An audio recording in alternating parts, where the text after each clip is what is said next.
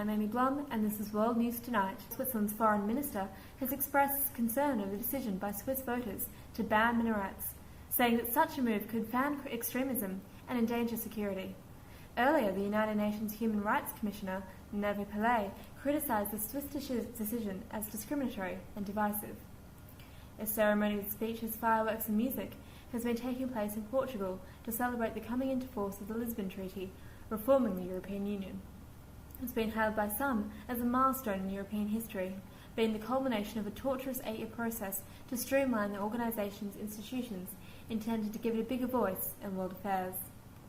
Britain's University of East Anglia says the director of its prestigious climate research unit is stepping down pending an investigation into allegations that he overstated the case for man-made climate change.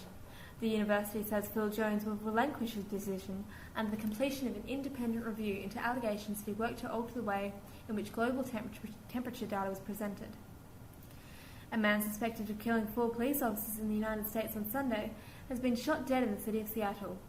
The police officers, 3 men and 1 woman, were gunned down as they sat in a coffee shop working on their laptop computers. A police spokesman, Ed Troyer, said a lone patrolman confronted the suspect, identified as a former convict, Maurice Clemens, after stopping to investigate a stolen car. The authorities in Sri Lanka say they've opened up the huge camps in the north of the country, holding tens of thousands of ethnic Tamils detained since the defeat of the Tamil Tiger rebels in May.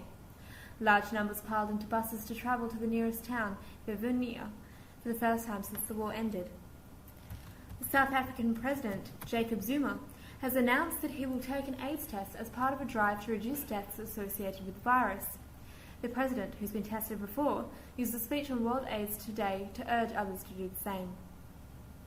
The authorities in India say they've blocked millions of mobile phones for security reasons. They say the phones, about 25 million of them, have no valid 15-digit identification codes, known as the International Mobile Equipment Identity. They say such phones are often used by militant groups because it's impossible for the authorities to trace either the caller or the phone. It's estimated that 10% of the world's mobile phones either don't have identification numbers or have fake ones. American officials have confirmed that President Obama has decided to send another 30,000 US troops to Afghanistan over the next 6 months to join the fight against the Taliban. President Obama is to go on American television later this morning to outline his Afghan strategy.